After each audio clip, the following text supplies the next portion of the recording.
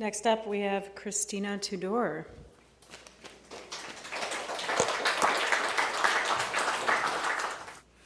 Hi. I'll be reading two pieces inspired by Elizabeth Coffey's Landon, and she's here tonight, so that's fun. I recommend checking it out. It's over there in that room. And her work deals with womanhood and the seen and unseen versions of ourselves. I'll be reading two different flash pieces. So the first one is, everyone knew Mandy had turned inside out.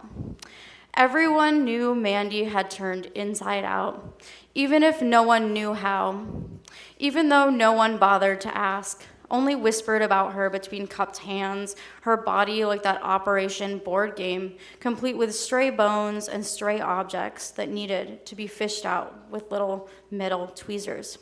Its red nose glowing, body buzzing. It's hard to ignore her pale yellow bones and muscles like raw meat. And let's not forget that beating heart, her blood vessels expanding and constricting. Everyone wanted Mandy to cover that shit up. Everyone knew Mandy had turned inside out, just like her mother and her mother's mother before her, a skinny thread connecting each of them to the women who birthed them. So thin you could hardly see it, so thin you'd think it would break. No matter how much she longed for her body to be skinny and unassuming, like a flat Stanley, ready to be mailed off on an adventure. But let's face it, she'd never been anywhere, might never go anywhere, and had to settle for stuffing her body into trench coats and oversized sweatshirts instead. Everyone knew Mandy had turned inside out at her 16th birthday party, when the girls she invited all sat cross-legged in a circle on Mandy's bedroom floor, passing around a can of wine someone snuck out of the garage refrigerator, and she squeezed in at the very edge while the girls whispered into cupped cans and pressed temporary tattoos into each other's skin with wet washcloths. And when she finally turned inside out and they realized what happened, she let them all see her.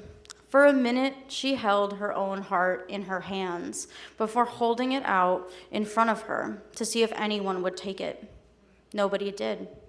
Everyone knew Mandy had turned inside out. It was inevitable, like a tree root snaking under a concrete sidewalk, rearing its head through the cracks.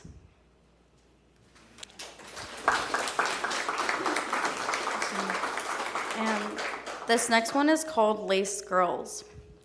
The way the women tell the story later, you'd think us girls had always been made of lace, that we emerged from the womb with carefully stitched skin, paper thin and prone to unraveling. Our lips, hips, and that place where our thighs touched all thread. The way they said we would never find husbands, not with bodies like ours, with nothing left to the imagination. Each of us see-through with gaping holes like the doilies that lined our mother's dining room table. The women turn our bodies into cautionary tales. Our bodies layers of skin and want and open air. Us lace girls, we left nothing but dust and bits of string behind in our wake like breadcrumbs so we could find our way home. And shouldn't we have known better than to let ourselves turn to lace? Because weren't we taught how to survive, how to turn into the women who came before us? Because weren't we taught how to stay out of the woods?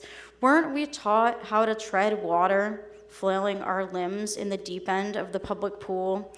Weren't we taught how to set the table, how to fold the napkins, and maybe even how to be a good mother someday?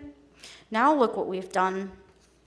But can you blame us for playing games, for imagining we had mermaid fins instead of feet, going underwater, holding our breath, maybe holding handstands, our twig legs open like a mouth in the air before we inevitably toppled over?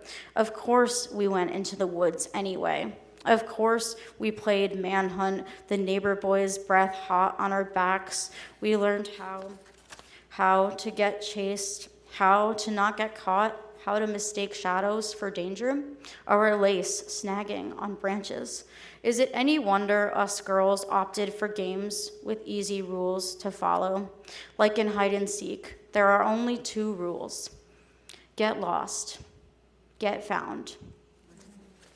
Thank you.